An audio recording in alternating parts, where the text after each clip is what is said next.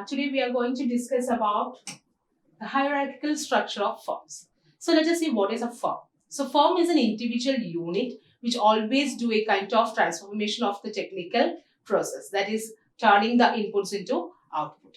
And hierarchical structure which explains we are living in a very complex society, and we know that we have to face a lot of challenges, especially in the business. So how we can overcome all these challenges, these problems in a business? So we will make a kind of decentralization in the complete business process. So that is what we are discussing in the hierarchical structure of firm. Generally, we have two kinds of firms, that is U form firm and M form firm. U is a unitary form firm and M is the multi-divisional firm. And we have a hybrid form also, that is U bar M. That is the combination of both U and M form. It's purely a very simplest concept that you can discuss in the microeconomic analysis. So let us see what is a U form firm. It is a hierarchical organization which is most of the companies are adopting because it is the simplest form of firm. So we can see there is a centrally managed unit, and that managed unit will be control the four different sectors in a firm. And also you can say Williamson who coined the U form firm as such. Let us see, this is the U form firm structure where there will be a chief executive officer, and under him there will be a production unit, marketing unit, finance unit and personnel unit. And here we can see the production unit which mainly focusing on the production processes. That means what all commodities in what quantities have to be produced. And the second one, it is the marketing unit. Marketing unit mainly focusing on the advertisement, marketing strategies and all. And the third one, it is the finance unit. That means what all finances which is needed by the company, which is mainly discussed in the finance sector. And also the last one, it is the personal unit. Personal unit which means mainly deals with the training of the workers, because they want to increase the skills. Okay, so skill enhancement, the training and development, everything will be done by the personnel department. So this is the U form structure, which is the chief executive officer, which combined all the that means make a control over all the four departments, and under these four departments there will be a lot of workers. So these managers, so the production team has a team manager, both the marketing, finance and the personnel has a different managers, and these managers will act as an intermediary between the workers as well as the top of the authority. And let us see what all functions actually making, because the functional managers passes all the informations which I have already discussed. That means the functional managers will collect all the details, they will collect all the grievances. So what all things that the workers want to tell to the CEO, so they will act as an intermediary and they will collect all the information and then pass to the CEO. And you can see there is a kind of specialization, because in all the conventional kind of firms there will be a head of the institution, or there will be a managing director, and under him there will be a lot of workers and there will be a manager. It is very difficult for them to control all over the workers. So what they do is that they will make a kind of decentralization like this. So it will help them to make a lot of things, especially the specialization, which makes both managers and staff can specialize in the work of functional area only. And there will be effective division of labor, which increases the specialization and skill enhancement. And finally, you can see that the workers can't make any kind of direct, speaking to the CEOs. So what they do is that they will always depend on these team managers. So the team managers will pass all the informations to the CEOs. Now the disadvantages. We know that we are moving into very complex kinds of societies. So what we do is that we are not stick on to this unitary form firm, or we just have four divisions, but we will go for many other divisions also, the specialization also. So you know that to grow by continue of diversification, there will be problems which will be arise. So the serious problem which is followed or the faced by the CEOs are that the coordinations of individuals, because each individual is unique and they have their own interest and they have their own demands also. So controlling and coordinating all these people will be a very Herculean task for a CEO. So there will be a loss of controls also. Okay. So now we comes to the M form firm. M form firm, which is which we can say that there is a kind of much more specializations that we can found, because many disadvantages for unitary form firm, though it is a very simplest form of firm. But considering all the problems and rectifying all the problems of unitary form firm, we have introduced this M form firm. And M-form firm, you can see there is a multi-divisional structure which is based on the principle of decomposition.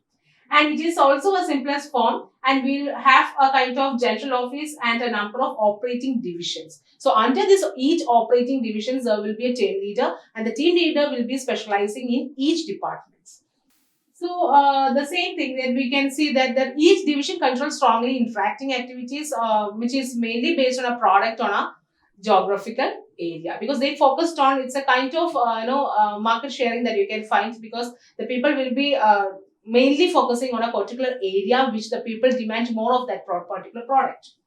And also you can see there is run by a head which is responsible for the divisional performance, and under him there will be divisions A, B, C, D, like that.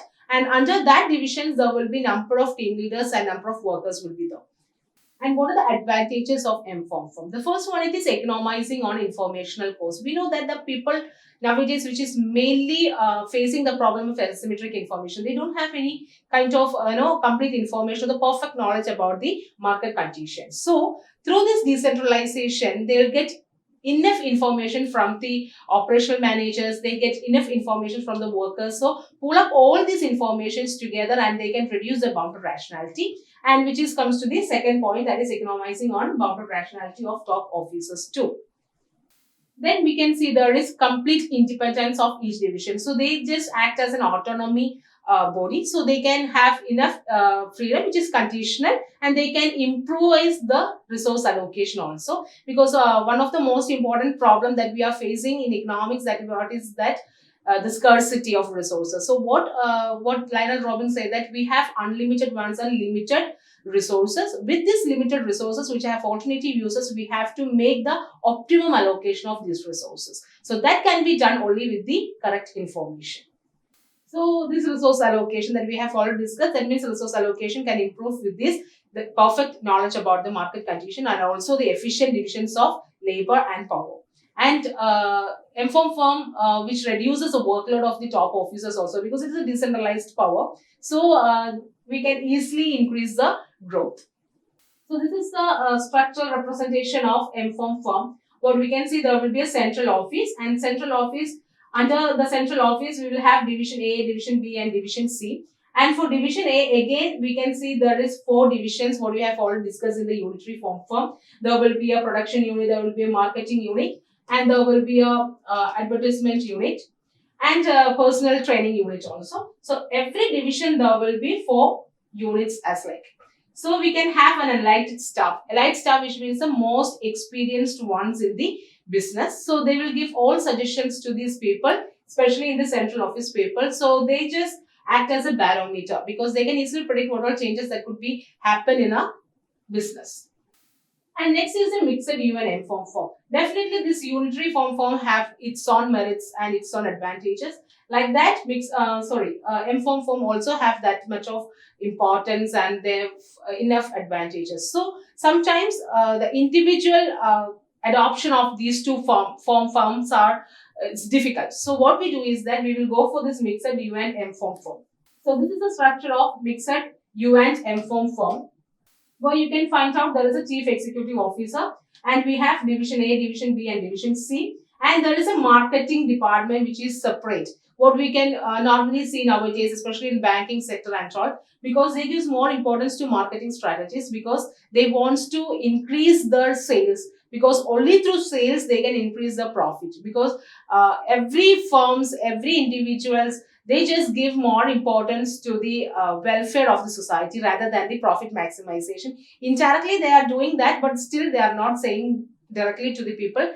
But at the same time, because they are playing with the emotions of the people, definitely we can see that each and every advertisements, they have much more concentration on the responsibilities, the social responsibilities and the emotions of the people. So they will be attracted with these things. The people will be attracted with these things and they will definitely go for that particular product, whether it is needed or not, but still they will attracted to that particular product. So this is the hybrid form of M and U form structure. Thank you.